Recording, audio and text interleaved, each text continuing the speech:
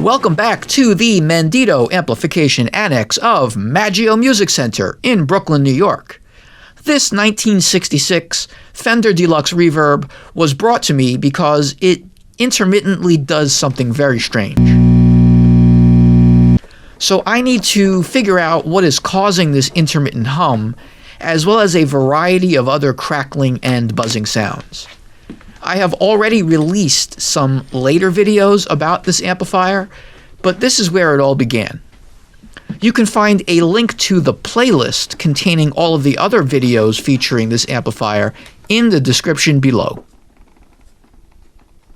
Let's power this amplifier up and make our way down into this rabbit hole. Now we brace ourselves for a catastrophic explosion. Okay, no carnage. Let's see how long it takes to warm up.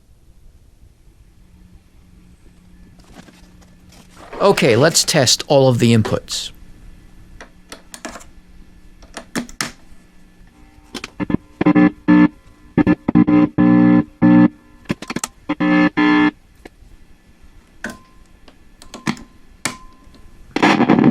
Oh, wow.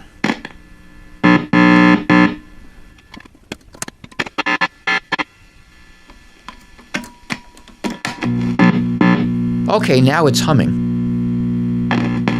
The inputs all make sound. We need to figure out what is causing this.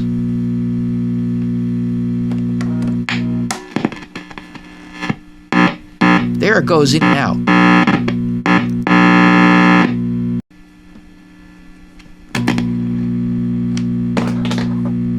Let's try my default diagnostic technique.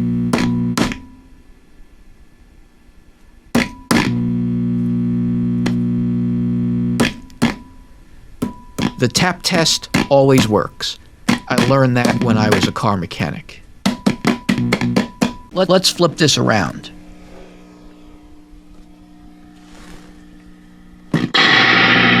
Well, the reverb works, and it is humming again. Okay, time to bring out the primary diagnostic tool. Now we are going to tap directly on the tubes with the stick and move them around a bit in the sockets and see if it tells us anything.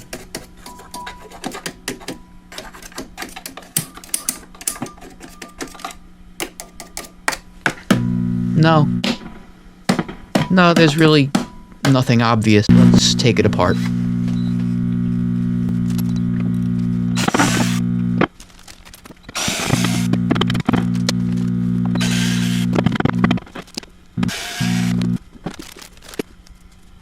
Let's take a look at these RCA jacks for the reverb and foot switches.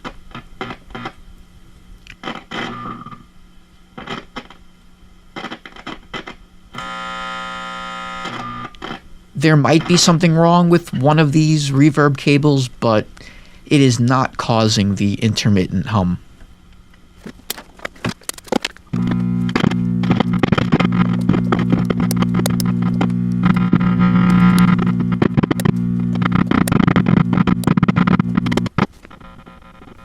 The foot switches seem to work properly.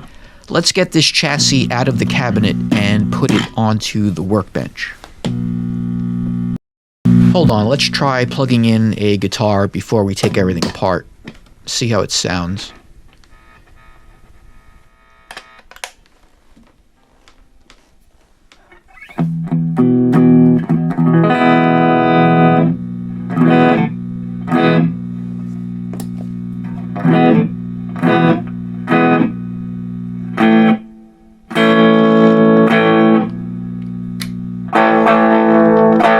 Maybe it has a bad tube.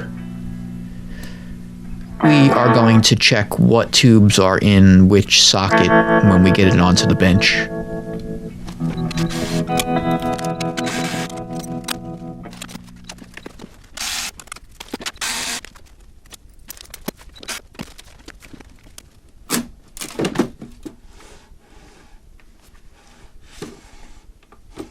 Wow, it looks pretty much all original inside here.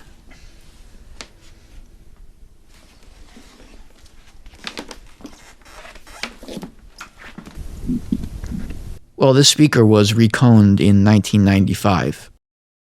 Let's take a look at the tube chart, and then we will check to see what is actually installed in the sockets on the Workbench. Okay, we have the chassis on the Workbench, and I have printed out some labels for the tube sockets. These two tubes are in the wrong sockets, so we are going to switch them around into the right place.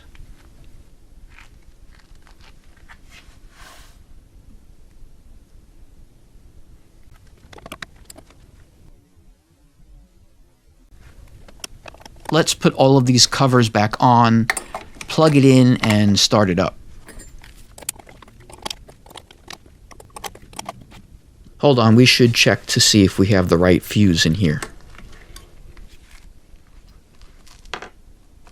Yes, 2 amp slow blow.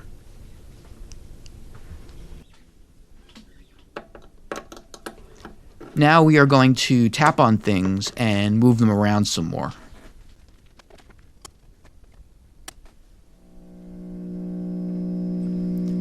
Some of that hum is from the reverb being unplugged with the level turned up.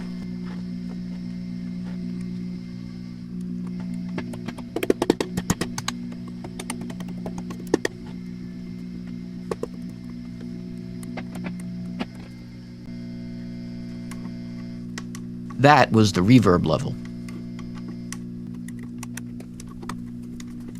This cover is colloquially known as the doghouse.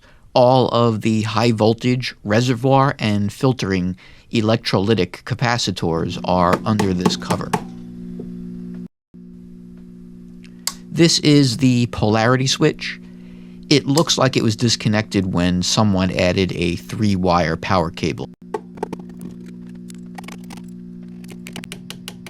I am not finding anything obviously wrong with the tubes, just those two that were out of place.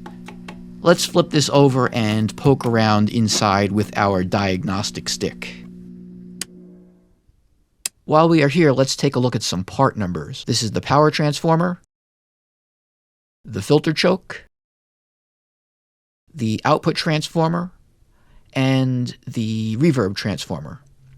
Here is the date code stamped onto the top of the chassis. Okay, we have the chassis flipped over.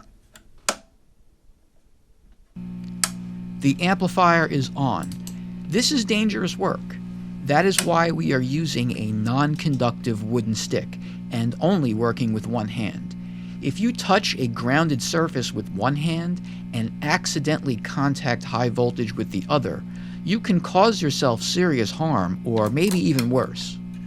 We are going to thoroughly probe every component until we find the cause of this intermittent hum.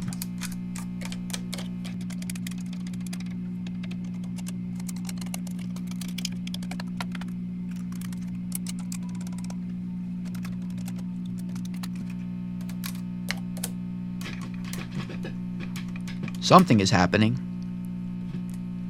Hold on. Here it is, a broken solder joint. This is the bias power supply filter capacitor. The hum that we are hearing is DC ripple produced by this half-wave rectifier circuit without a filter capacitor to smooth it out. This circuit converts power from the 50 volts alternating current tap of the power transformer into negative 35 volts direct current that is fed into the control grids of the 6v6 GT power tubes. For now, we are just going to repair this solder joint. We need to order this capacitor and a few others. In our next installment of this series, featuring this 1966 Fender Deluxe Reverb, we will replace this bias and tremolo power supply capacitor, as well as all of the high voltage electrolytic capacitors in the doghouse. Although not original, these capacitors are over 20 years old. Thank you for watching. Please like this video and subscribe to our channel. leave a comment below if you have any questions or thoughts that you would like to share. If you have an instrument or amplifier that needs repair, you can write me an email or give us a call at the store.